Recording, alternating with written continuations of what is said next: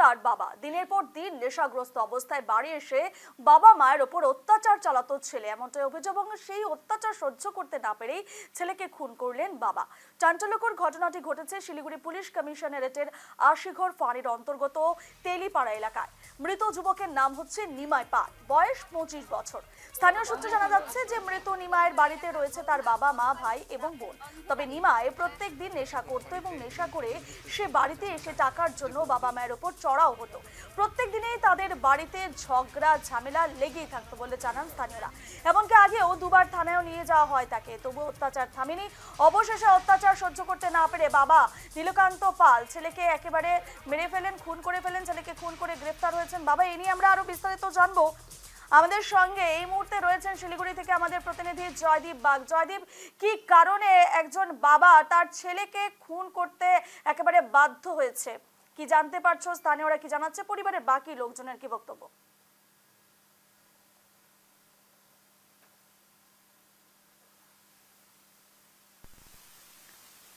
জয়দীপ, তোমাকে একটু থামাবো, তোমার অডিও আসছে না, তোমার কথা শোনা যাচ্ছে না। অডিও আসছে না বলছি? হ্যাঁ, জয়দীপ, তুমি আমার প্রশ্ন শুনতে পেয়েছো?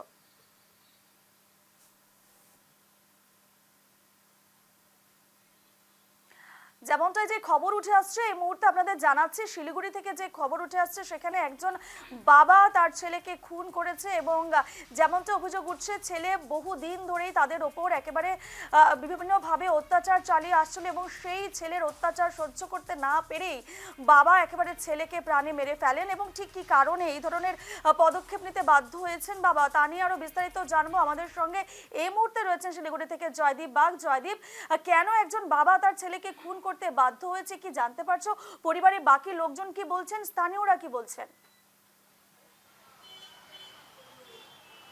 দেখো রূপা, প্রথমে যেটা বলে রাখতে হয় যে একজন বাবা তার নিজের সন্তানকে যখন খুন করলো, তাতে বোঝাই যাচ্ছে যে কতটা তার ওপর পরিবার মানে একেবারে বিরক্ত উপহাস করেছিল।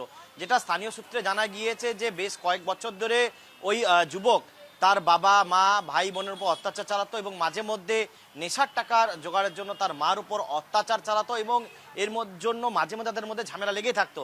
ঠিক একইভাবে গতকাল রাতেও ওই যুবক নিমাই সে বাড়িতে এসে এবং তার মার কাছে মার সঙ্গে ঝামেলা বাঁধে এবং যেটা অভিযোগ যে মাকে মারধরও করে। সেই সময় তার মাকে সে ধাক্কা দেয় এবং মা পড়ে যায় এবং তারপরেই কিন্তু বাবার সাথে তার কথাকাটি শুরু হয় এবং পরে তার বাবার সাথে তাদের হাতাহাতিতেই এবং তাকে শ্বাসরোধ করে খুন করা হয় বলে অভিযোগ। যদিও ঘটনার পর ওই যুবকের বাবা তাকে গ্রেপ্তার করেছে আশিঘর ফাঁড়ি পুলিশ এবং সমস্ত ঘটনা তদন্ত শুরু করেছে। তবে স্থানীয়দের থেকে যেটা জানা যাচ্ছে, স্থানীয় সূত্রে যেটা জানা যাচ্ছে যে এদের এই পারিবারিক অশান্তি দীর্ঘদিনের এবং ওই যুবক নিমাই সে মাঝে মধ্যেই কিন্তু বাড়িতে নেশাগ্রস্ত অবস্থায় আসতো এবং বাড়িতে নেশার টাকার জন্য কিন্তু অত্যাচার চালাতো। শুধু মাকে নয়, ভাই বোন সবার উপরে অত্যাচার চালাতো। তবে সমস্ত ঘটনার তদন্ত শুরু করেছে পুলিশ। একেবারে জয়দীপ, তুমি যেমনটা জানালে একজন বাবা কিভাবে এই চরম পন্থা হাতে নিতে বাধ্য হয়, একেবারে যেভাবে একেবারে তার ছেলের উপর অতিষ্ঠ হয়ে উঠেছিলেন সেই বাবা, যার জন্য এই ধরনের পদক্ষেপ নিয়েছেন। তবে যেহেতু তুমি বললে যে বাবাকে ইতিমধ্যে পুলিশি হেফাজতে নেওয়া হয়েছে এবং সে জায়গায় দাঁড়িয়ে পুলিশি তদন্ত কতদূর বা প্রশাসনের তরফ থেকে ঠিক কি কি পদক্ষেপ নেওয়া হয়েছে, আজকের দিনে ঠিক কি আপডেট রয়েছে? একদমই দেখো, গতকাল এই যখন ঘটনা ঘটে, আজ কিন্তু সকালে তার শিলিগুড়ি জেলা হাসপাতালে মৃতদেহ নিয়ে আসা হবে। সেখান থেকে ময়নাতদন্তের জন্য শিলিগুড়ি উত্তরবঙ্গ মেডিকেল কলেজ ও হাসপাতালে পাঠানো হয়েছে। পাশাপাশি অভিযুক্ত বাবাকে কিন্তু পুলিশ গ্রেপ্তার করেছে আশিঘর ফাঁড়ির পুলিশ এবং তাকে জিজ্ঞাসাবাদ করা হচ্ছে এবং তাদের এই কিভাবে মারা হলো, যেটা প্রাথমিকভাবে পুলিশ সূত্রে জানা গেছে, ডিসিপি রাকেশ সিং তিনি জানিয়েছেন যে শ্বাসরোধ করে তাকে খুন করা হয়েছে। যদিও স্থানীয়দের বক্তব্য অন্য, স্থানীয়দের বক্তব্য ভারী কিছু দিয়ে মারা হয়েছে। তবে সমস্তটাই পুলিশ তদন্ত করে দেখছে।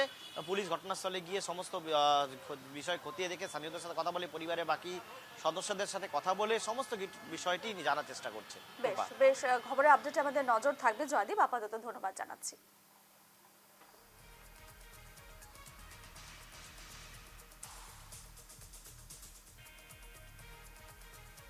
সবাই আফসোস করছে মারা গেছে, এরকম অত্যাচার লোকে পাড়া বুঝিতে। আজকে একটা ভালো ছেলে এলে সবাই আফসোস করে ছেলেটা ভালো, ছেলেটা এরকম অত্যাচার করে মানে আফসোস করে। একটা ভালো ছেলে এলে সবাই আফসোস করে, নেশা করে এবারে আজকে ওর বাড়ি সব চুরি চারটা করে। বাবাটাকে বলে পুলিশ নিয়ে গেছে নাকি? এই শুনলাম।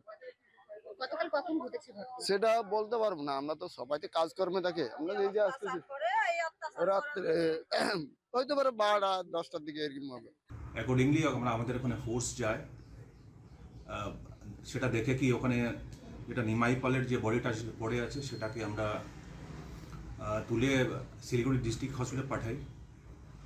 পরে ওর পোস্টমর্টম হবে আর বাবাকে ওখানে ডিটেন করা হয়। যখন ইনভেস্টিগেশন হয় তখন আমরা যেটা পাই কি সে যে নিমাই পাল ছিল যাকে ওর বাবা শ্বাসরোধ করে খুন করেছে, সে একটা আপনার অ্যাডিক্ট ছিল আর কি। আর কালকে রাতে মায়ের সঙ্গে কিন্তু ওর ঝগড়া হয়েছিল কিছু টাকা পয়সা চেয়ে নিয়ে।